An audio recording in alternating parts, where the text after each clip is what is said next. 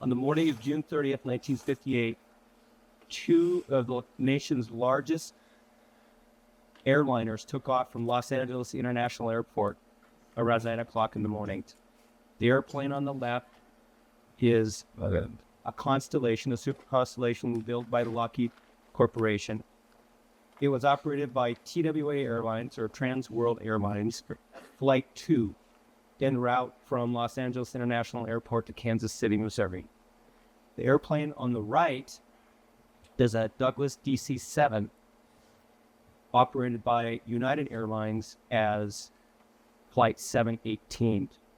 The TWA airline that morning had 70 passengers, 70 people total, including passengers and crew. The DC-7, United Airlines Flight 718, had 58 people on board, including passengers and the crew. Look at that plane. Incredible. A remarkable machine.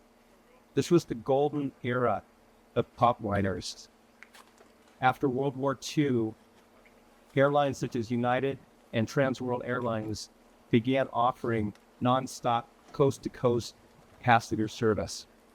This was, of course, not the first time planes had flown coast-to-coast, and it's not the first time passengers had flown non-stop.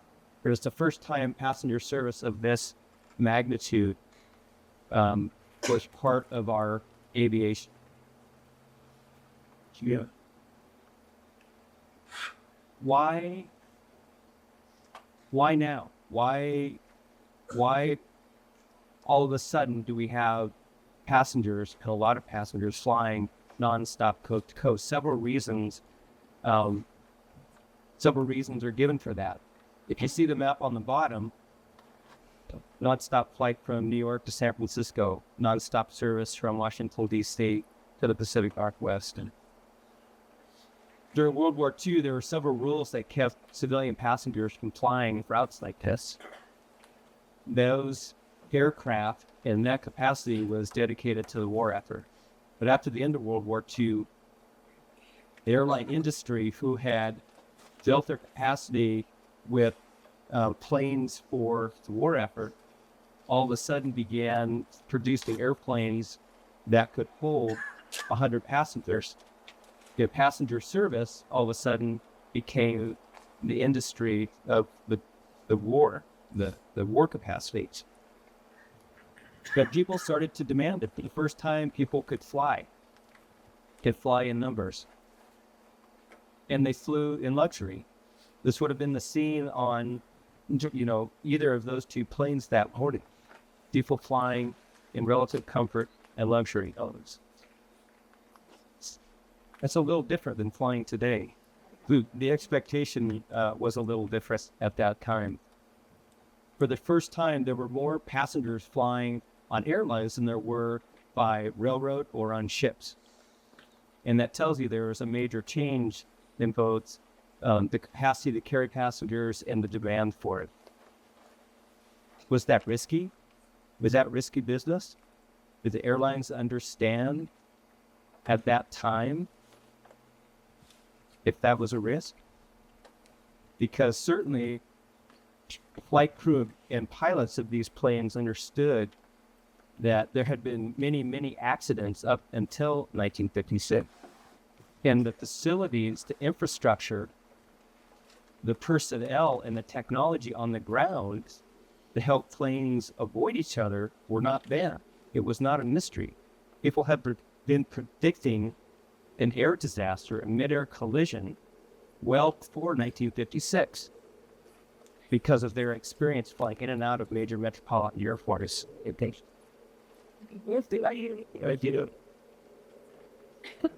That morning, June 30th, 1956, the two planes left Los Angeles International Airport and were separated by miles in the air, flying over the Southern California deserts. They were in direct communication and direct control of radio operators and air traffic control operators working out of the major metropolitan airports around Los Angeles and Salt Lake City and Albuquerque. But once they crossed the California-Arizona border at the southern tip of Nevada, they entered what was known as uncontrolled airspace. And that is, there were no facilities on the ground that could track their movement through the air, both vertically and horizontally.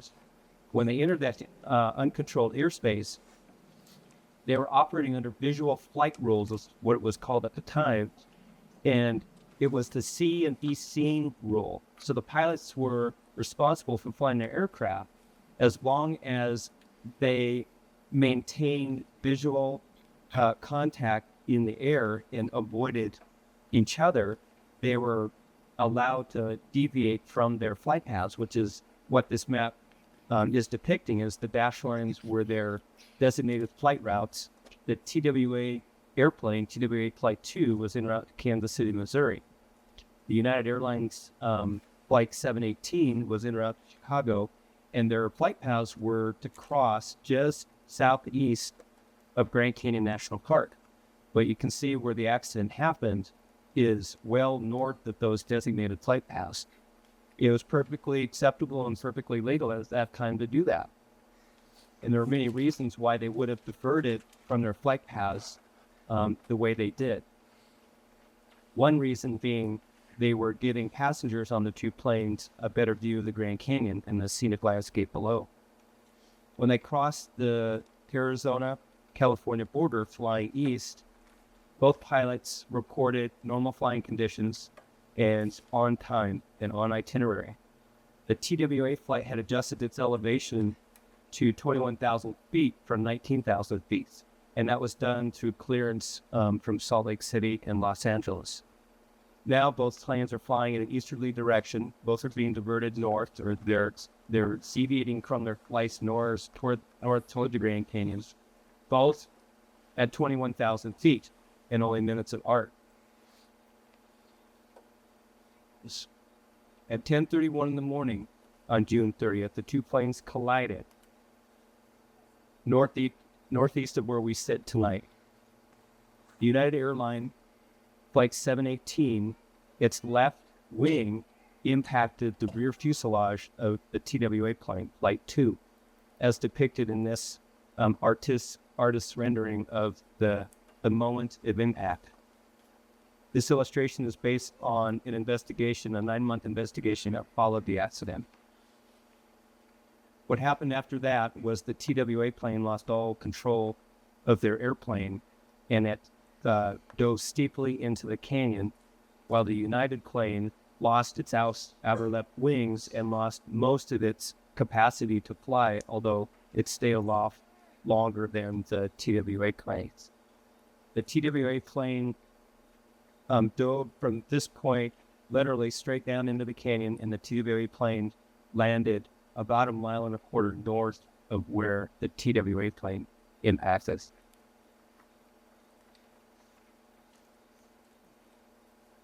The location of the accident? Tonight we are sitting in Grand Canyon Village, which is the white dot kind of toward the bottom and toward the last. The accident happened north and east of us. The landmarks are Chouart Butte, where the United plane hit, and Temple Butte, where the TWA plane hit. And you can see right down the center of that massive landscape is the Colorado River and the greater Grand Canyon landscape. Just opposite of the accident area is the Little Colorado River's confluence, where it meets the large, or the main stem Colorado.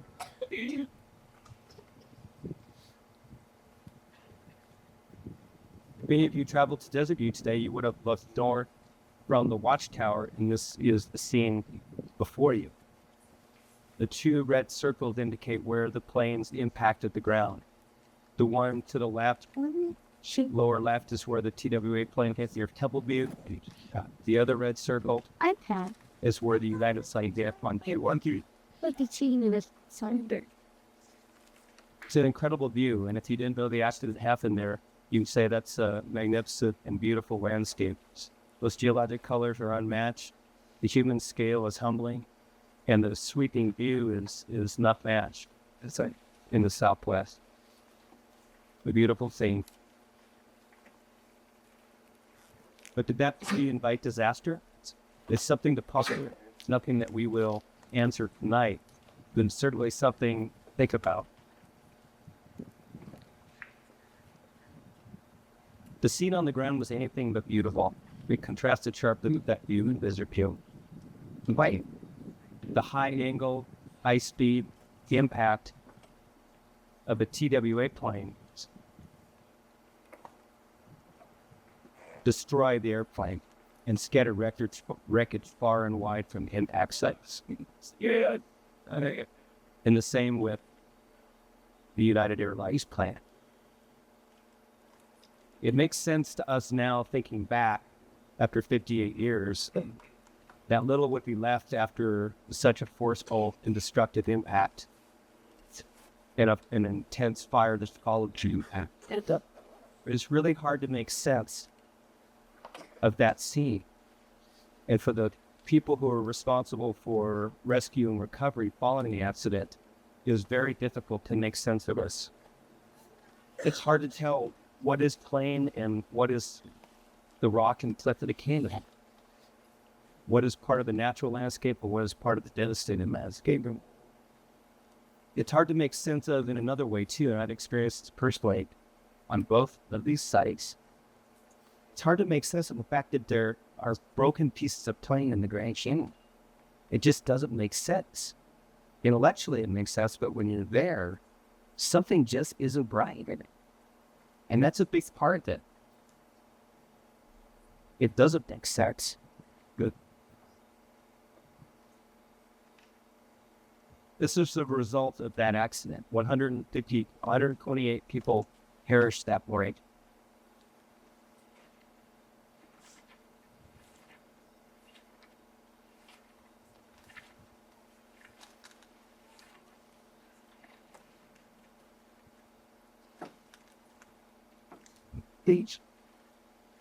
For the family and friends of passengers on those two planes, this was nothing but devastating.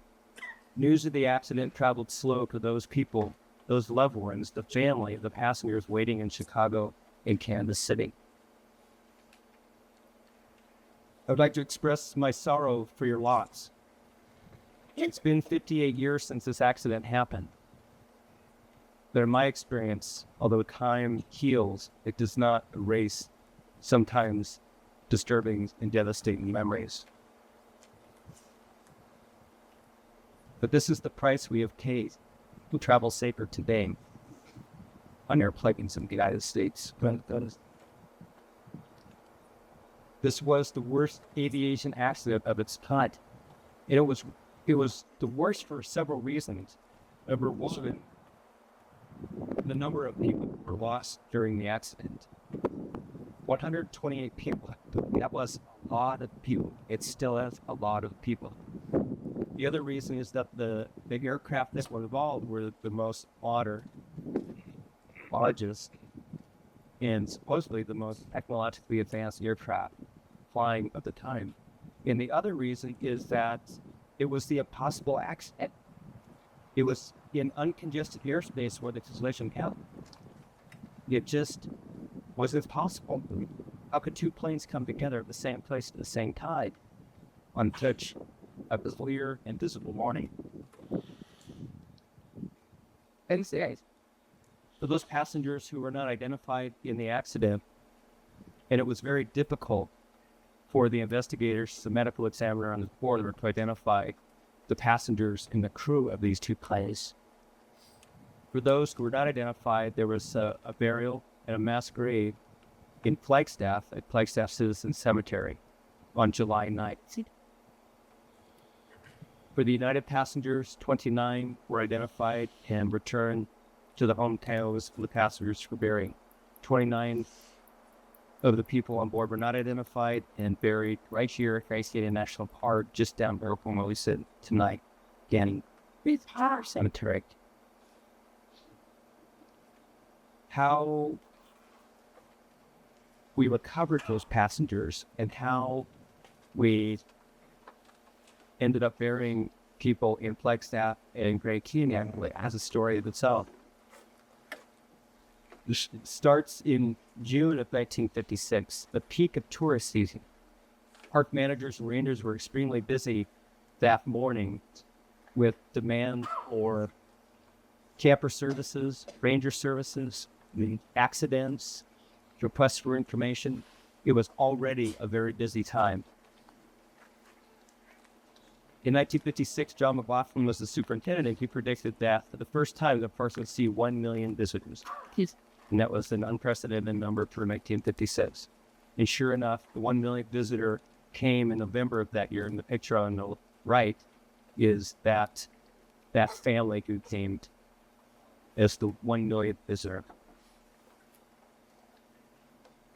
At 2:30 that afternoon, our rangers here on the South Rim received a report from Nellis Air Force Base of overdue airliners. That ranger called out to his remote stations at the North Rim, at Desert View, here on the South Rim. And there was a report at noon that day from a visitor who saw smoke just north of the Desert View area. Ranger Iverson took note of that. He also took the information down from Nellis Air Force Base about the overdue airliners. And of course, at that time, the press had already caught word of the accident, or were trying to find information as well. And so the note on the left, or the notes on the left, are in our archive collection, and it has a story of its own in terms of being able to, envision the ranger taking notes and not understanding quite what's happening, but being very precise about the information that he's writing down. On the right are notes taken later that day. They are a little more chaotic.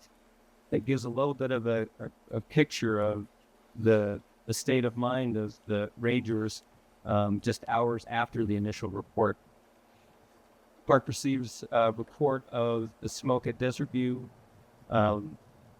She has received the notification or the alert from Nellis Air Force Base about the overdue airliners, and it starts to conduct its own search. And evening later that day, two United Airlines pilots were flying back to an area where they had seen smoke and got around doing that same day. But what they saw on the ground confirmed what the Nellis Air Force Base alert had notified the park about, and that is two airliners that had crashed. And the two scenic pilots confirmed the TWA plane because of that unique triple tail configuration. They report back to Grand Canyon Rangers, who in turn call Nellis Air Force Base, and that sets in motion one of the biggest, most complicated search and rescue operations the park has seen. The notes on the left, by the way, are the ranger taking the radio communications from the two scenic airline pilots. They're reporting their location, what they're seeing, and the landmarks and the coordinates that they're reporting from. July 1st was chaos. The superintendent, in his monthly reports, describes being converged on by the Army, the Air Force, the airline representatives, the media, insurance companies, and they all have no idea how to get into the canyon to start search and rescue for the two crash sites. After several airplanes and helicopters collide in the search effort on the morning of July 1st, the superintendent puts a moratorium on any private flights around the crash sites. He essentially closed the airspace around Grand Canyon National Park so the Army and Air Force could conduct their operations. So it was utter chaos. The superintendent got everybody to sit down, coordinate efforts from all the different entities that were in the park, and he set up a base of operation at Red Butte Airport, which is this pictured here. And we can see the sightseeing airplanes there at Grand Canyon's airport, the Air Force DC-3 transport plane, and then the two types of helicopters that would end up doing most of the work during that mission. These were the helicopters that they ultimately used to get in to the crash sites. And this is after the Air Force and the Army insisted that they should either fly fixed-wing airplanes down there because they're more stable, or hike in to do the recovery operation. Park superintendent, knowing his own rangers had hiked extensively in the canyon, strongly recommended against airplanes or hiking. He made two recommendations. One, helicopters should be used. then 2 park rangers needed to be on those helicopters to help direct, because they were the local knowledge. They were the ones who knew where to land and how to get there and how to be safe about it. Despite those efforts, it was treacherous flying. You know how hot it was today, and it was the same back then. Those helicopters were some of the first designs to fly this type of missions. And they were not designed to fly in Grand Canyon National Park in a gorge that's over a mile deep. 60-mile-an-hour winds tossed those helicopters around like they were toys. Several pilots reported their airship being tossed within tens of feet of the canyon wall, almost crashing in the meantime. They described 120-degree temperatures that made it almost impossible for the helicopter itself to be able to lift off the ground. And of course, 120 degrees is almost impossible for people to work in for longer than an hour or for less. Yes. And so I'd like to read to you some of the observations that the helicopter pilots made during that time. One rescuer recalled that sometimes we only had a few seconds to unload supplies and load on bodies because of how quick the helicopters had to come in and out. Another quote, "The rushing Colorado River provided the only possible emergency landing spot once the helicopter descended below the rim. If you misjudged the distance by 10 or 15 feet, you would drop maybe 1,000 feet into the canyon." Air Force pilot describes, "Well, we couldn't land. We just put 2 wheels down and the crew chief got out and got a piece of the wreckage to fly back for the investigators." Another pilot, "The thing that struck me in walking around was all the stuff that would come out of the luggage, that fluttered down. Everything just came out of these suitcases. He was disturbed by it. It was a scene that he couldn't make sense of." At the White House in August of that year, President Eisenhower personally thanked 30 pilots for their mission during the search and rescue operation, and awarded these commendations and medals to the pilots. The Soldier's Medal and Commendation Ribbons, Distinguished Flying Cross, Air Force medals, and the highest honors from the Air Safety Foundation. President Eisenhower, "You're being decorated these awards for skill and daring seldom matched in time of peace." National Park Rangers were also put on the rescue and recovery operation. 3 rangers in particular spent most of July on this operation. One was assigned to the investigation team that lifted key pieces of wreckage from the 2 crash sites that were key in trying to reconstruct what happened. That ranger was able to direct the helicopters in and out of the canyons and actually help them fix lines and lift those pieces below the helicopter, which is depicted here. That is the left outer wing of the United AC-7. 2 other rangers were assigned to the mission, one on the Colorado River to look for wreckage in the waters adjacent to and directly below the 2 crash sites. The 3rd ranger was assigned to Cape Solitude, which is just across from the Little Colorado River. His job was to help coordinate the search and rescue of the area up the Little Colorado River gorge. And for their efforts, they were given the second highest civilian award for federal service. And it was for employees exhibiting unusual courage or competence in an emergency. And so this was unprecedented in Grand Canyon National Park District itself. One thing I'd like to mention are some people who were never recognized for their efforts. And those were the Swiss Mountaineering team and also the Colorado Mountain. And as I described, the TWA crash site is much more accessible from the Colorado River in terms of being able to hike to that location. The United crash site is much more difficult to get to. It's more remote, and it's situated on a cliff that is almost impossible for you and I to climb up to without technical assistance. Well, these are the folks who provided that technical assistance. After almost 6 days, the United Airlines and Swiss Airlines partnered to bring the Swiss mountaineering team here to rig up technical climbing gear so people could climb up to the site and assess what happened. Helicopters were unable to land at that site because of the conditions that I mentioned earlier.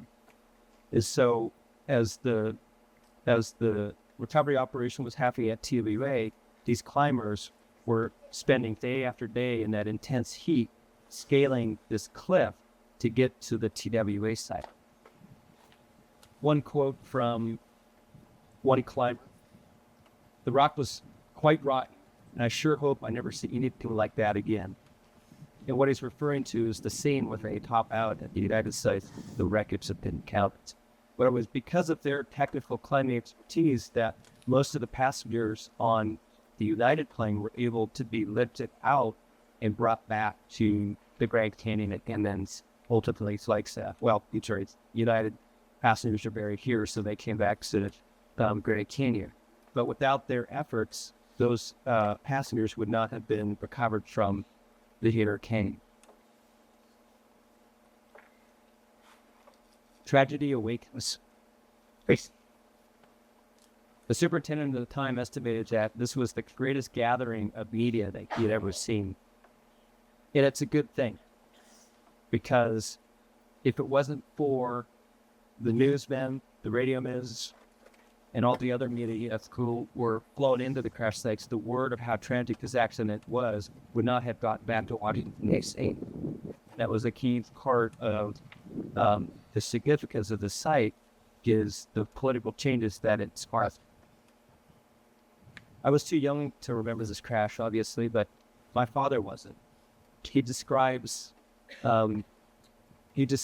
watching these planes fly in and out of Chicago in the suburbs where he lived. He would watch them take off and land, and he was fascinated by them.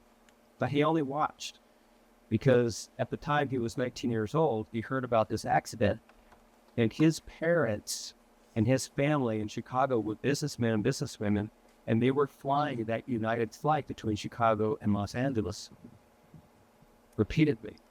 He developed a fear of flying from that point. And growing up, we never flew anywhere. We drove everywhere. And I think this is just one example of how this accident impacted the whole country. And I'm sure a lot of you share a similar story. This traumatized a lot of people, and it impacted how people view flying on these airlines.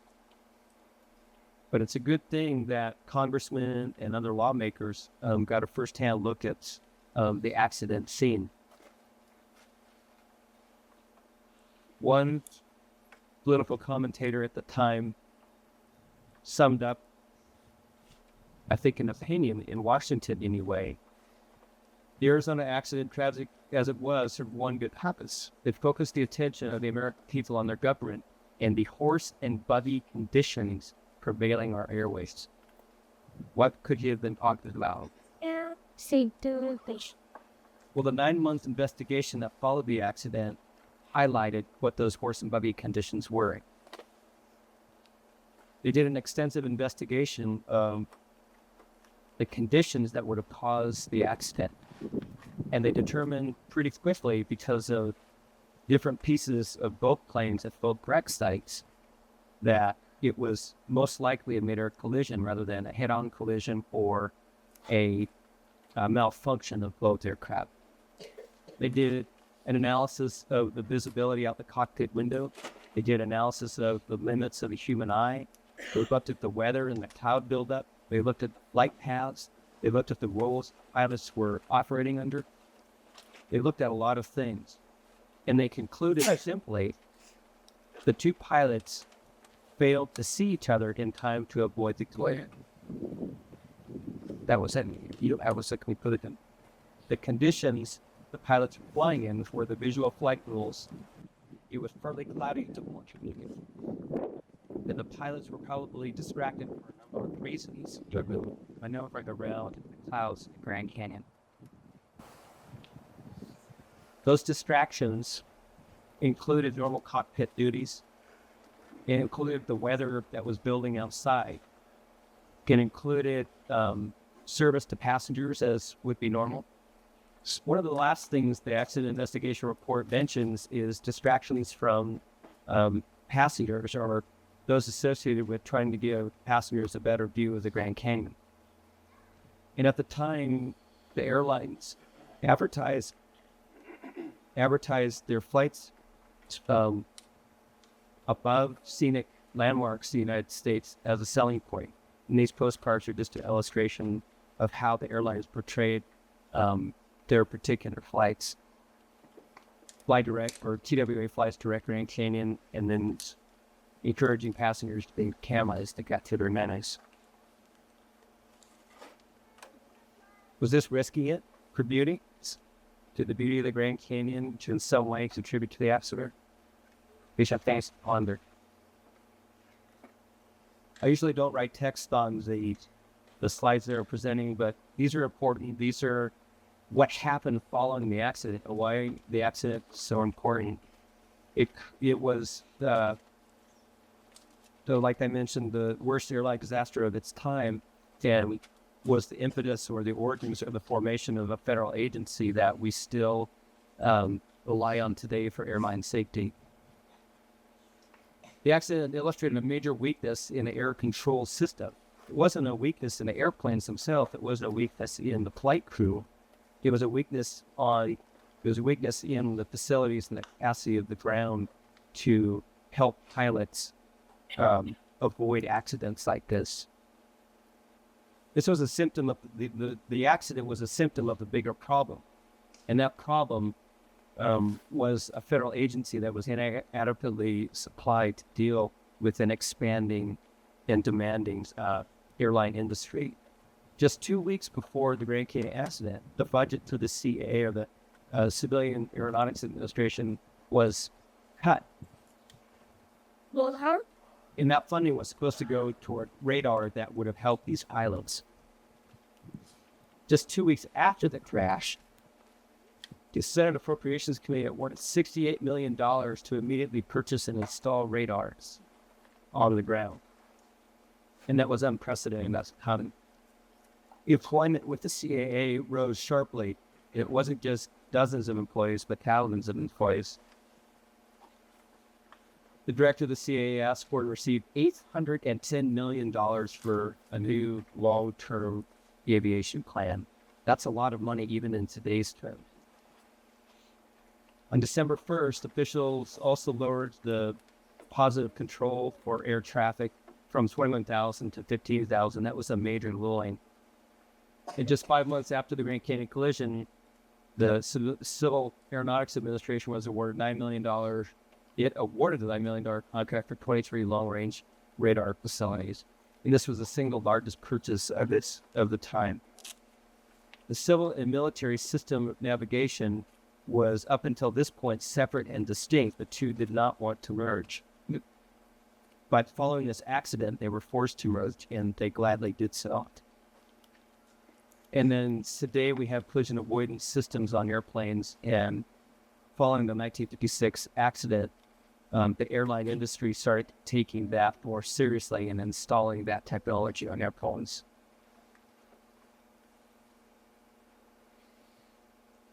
Just 6 months after the accident, the Airways Modernization Board was established by President Eisenhower, and just 6 months later, the Airways Modernization Act was signed, and that was supposed to help the federal government install and expand its air control system. It also envisioned, in the long term, a federal aviation agency or administration that would oversee all of the air traffic control in the country, both civil and military. So it wasn't long after that, on May 21st, 1958, that the Federal Aviation Agency was created under the Federal Aviation Act. And that's not so long term. It's just months away. So what happened in those intervening years? More airline crashes, more mid-air collisions. Two in particular, one in Las Vegas and one in Maryland. And the federal government and the President of the United States realized They had a serious problem, and they better act soon, and they better act now. The mission of the FAA is implement a nationwide air traffic control system that would maintain safe separation of all commercial aircraft in all stages of flight across the country. You have to realize at the time this was a huge, huge step for the federal government to take, to have one agency in charge of that, and to go from control with radar alone just around major airports to a nationwide system to control every stage of operation for both military and civilian flight in the United States. That is a huge thing. It's the Grand Canyon 1956 aviation accident that really got the attention of the right people.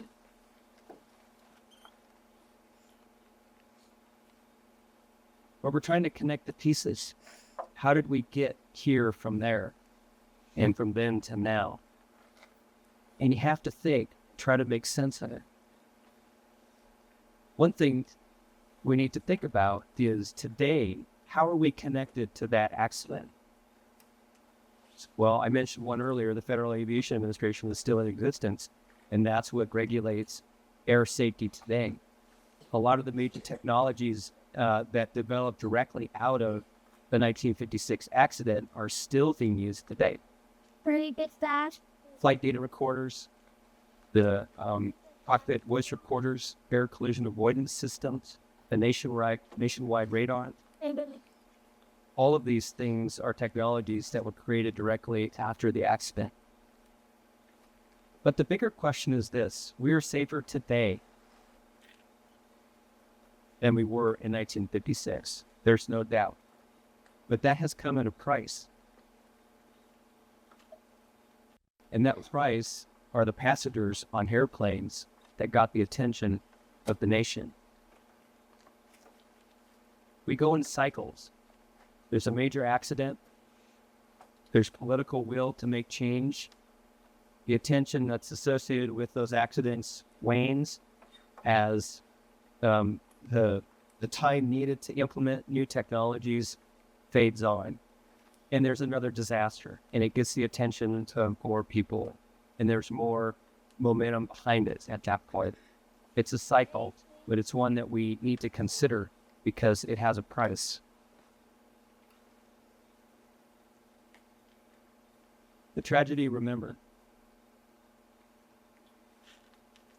On April 23rd of this year, just this past year, the accident sites were nominated or successfully designated as National Historic Landmarks. So what does that mean? What are National Historic Landmarks? These are the places that tell the story of the nation's history. Not the local history, not the state's history, but the nation's history. Very few sites that are eligible for the National Register are eligible as National Historic Landmarks.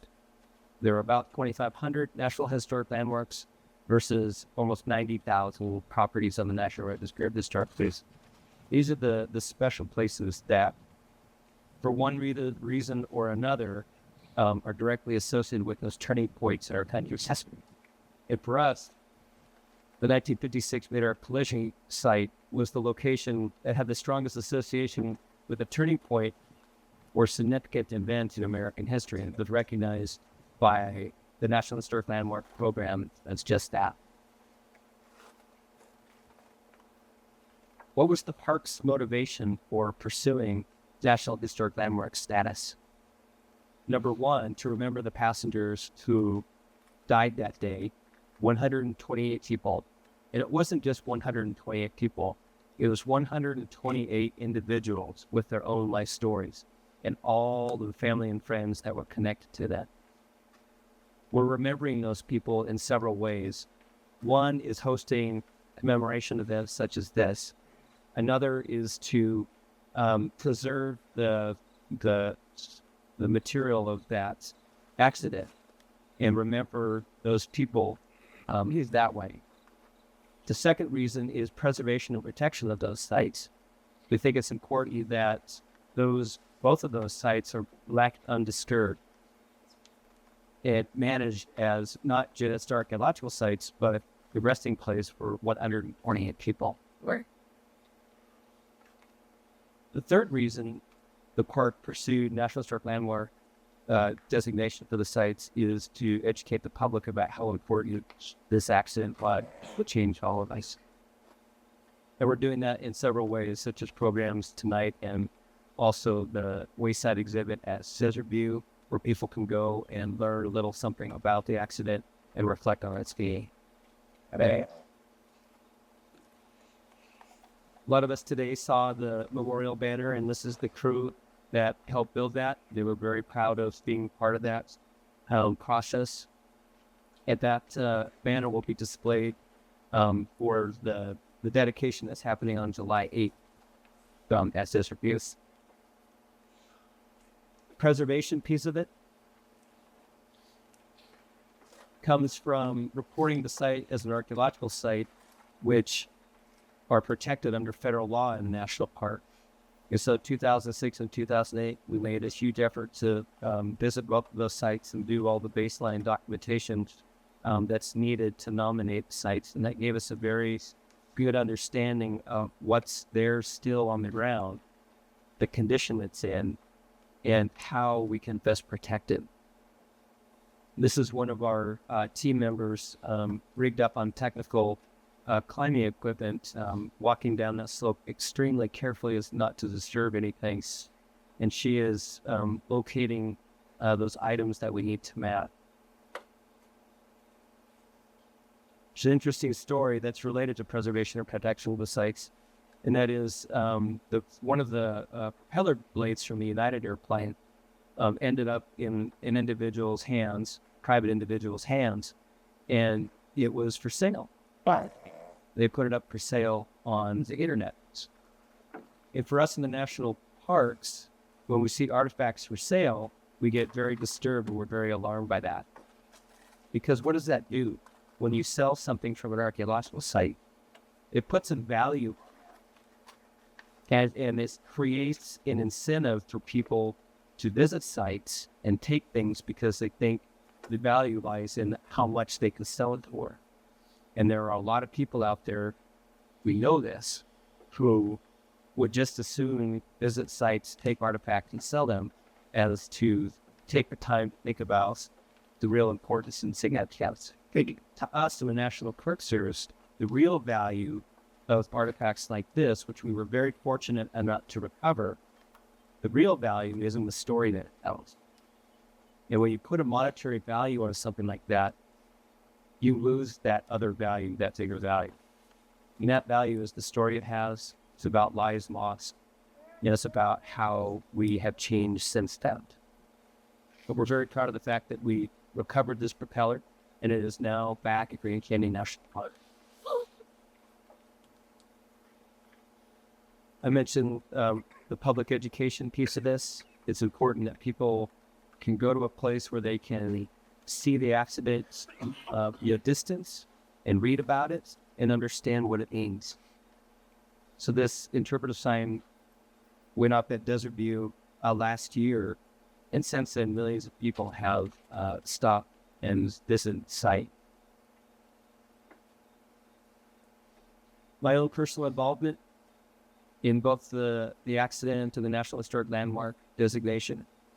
I've worked here since 2005.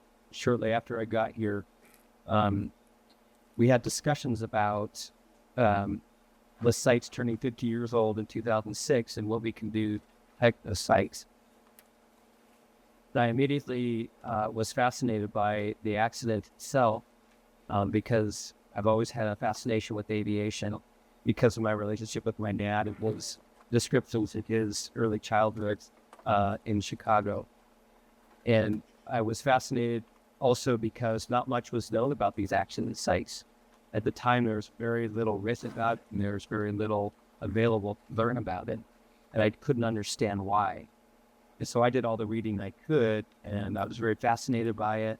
And these stories are, they stand out. These things you don't encounter, and I certainly haven't had the opportunity to work on anything else like this ever. It's been a very long process, 8 years to get to where we are today.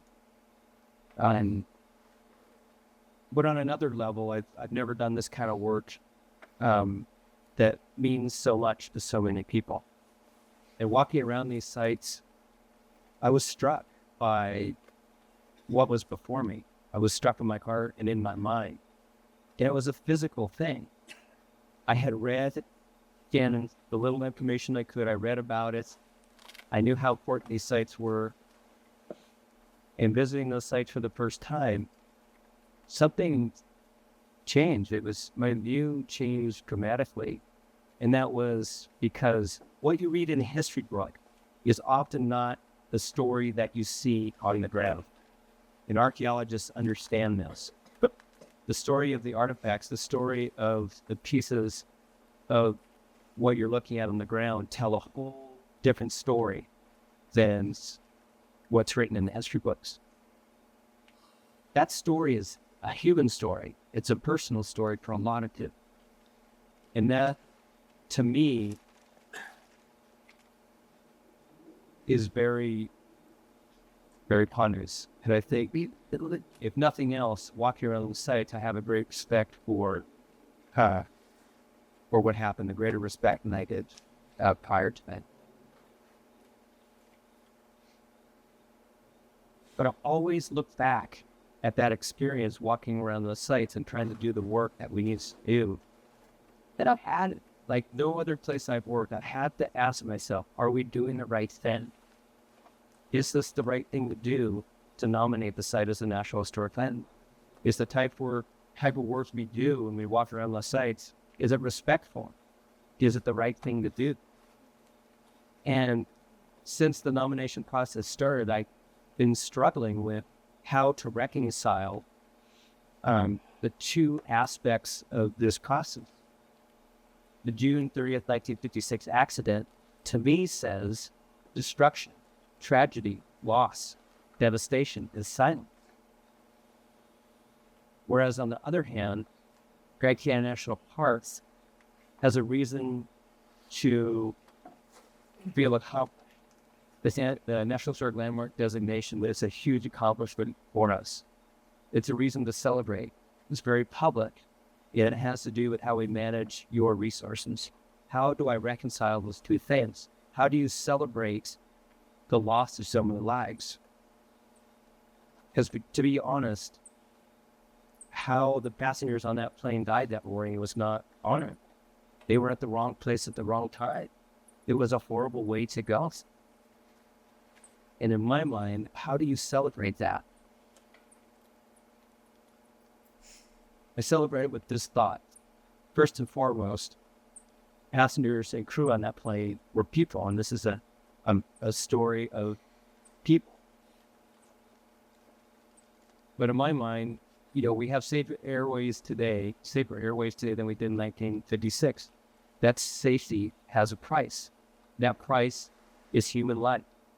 So those lives that we're celebrating, we celebrate to remember. And that's the important work the National Park Service has in front of us in trying to balance those two aspects of the accident. I'd like to leave you tonight with some images of the area around both crash site. And for me, it was this aspect of being there and this aspect of the accident that brought me some comforts. When I was there doing work, it was very disturbing, and I had a hard time with it. In my mind, I needed to grasp something more real. I needed some comfort, and I needed to try to remove myself from the immediacy of what I saw in front of me. I found that comfort in the beauty that surrounds both of these sites. And tonight, I hope you take a little comfort in knowing that the beauty of the Grand Canyon is taking care of both of those places.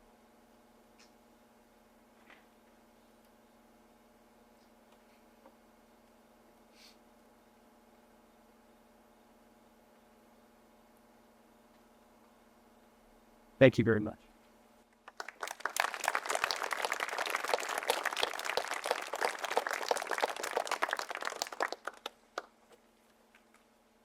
I'd be glad to answer any questions. Yes. plane were flying at 21,000 feet, and it must have been about 9:30 in the morning that time. It's about 9 o'clock. So it must have been about 10:30 or 11 that hours. 10:30, yeah. 10:30.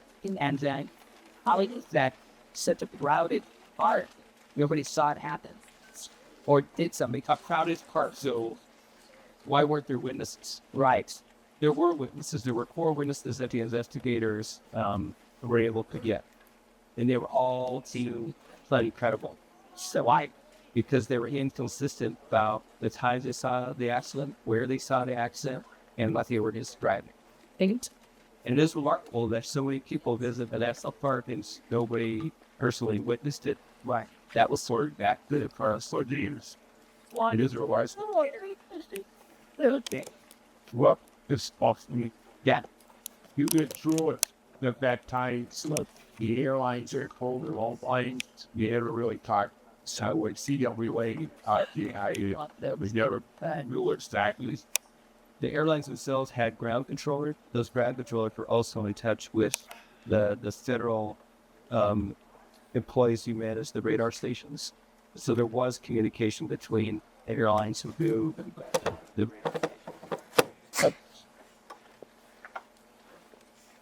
Yeah. Is there a dedicated viewing height now for today's planes that are going through? dedicated height for commercial airlines? Yes, because I would assume they still fly over. It's just more regulated on the time and heights and distances. Yeah, it is. Yeah. What do they fly at now? Do you have any idea what that viewing height is? I think it's 30,000 feet. Jan, do you recall what? Yeah, there's where there's a special flight rules area around Grand Canyon National Park. So there's designated tourist corridors that are at 2,000 feet below, and then above that you get into general aviation. Most of the jet traffic is above 28,000. 28,000. What about the sightseeing aircraft? So they're at 2 different elevations for fixed wing and helicopters. Depending on which route you're on, it's 8,000 and 9,000, something like that. It's a helicopter. So it depends on the route, that they're fixed and they have to stay within a certain band, and they're regulated. Right. Yeah. Yes. How big is these? 1987, after the Overflights Act actually was passed, and then 1994 is when the special flight fuel these areas of the routes were put into place. There was a crash here of a helicopter and a core plane in 1986. Faced 20 some odd lives, so that spurred on the National Parks Overflights Act. It seems like every tragedy results in trying to legislate out some sort of fix, and that resulted in the Overflights Act that led us to what was like plan for Grand Canyon. Somewhere I was 70 hours, my assessor, scanning rate, I think I assessed it in the south of those around, which was a bragging, but no, it's a leafing. Sure, yeah. Yeah, everything's got to be above the rate, 7,500, 9,000. One of the things that's striking is that there is no interruption of low flying aircraft to disturb. So that I can't imagine what it would be like down here in Wandsworth, parts, literally parts has helicopters, sightseeing planes. It just It's like down here. Are there any plans to walk or display artifacts that you've recovered and civilian and things like that anywhere within the truck? No, there are no real plans. We have it in our mind that needs to happen. But really, we would look to you all, the family and friends of those passengers, as to what's appropriate. Because what we understand is, displaying wreckage is not always appropriate. No, I was thinking, I absolutely think within the boundaries, and the other member again, another family member today mentioned the telegram and newspaper clippings and things like that, kind of related to the accident. We would certainly support that. There's no doubt, and think we could come up with a way to do that. And our efforts up to this point, of course, have been naturally focused on the destination tonight, landmark. From now forward, yeah, that is certainly a possibility. But we'd love to have ideas from you as to what I think is. Yep. Absolutely.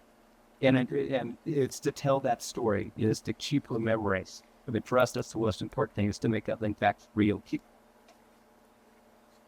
Yeah. With that said, they're taking audio recordings so that Stanley is talking about the situation from the victims, and they're cataloging those. That's right. As we speak, along with artifacts that jammed. That's right, photos. And those would be available for, I mean, we've done a pretty extensive outreach effort, but we certainly didn't contact everybody. And there's still a lot of people out there who we would still like to invite to the park, and those families and those friends and those interested people, and certainly appreciate being able to see those things. Thanks for mentioning.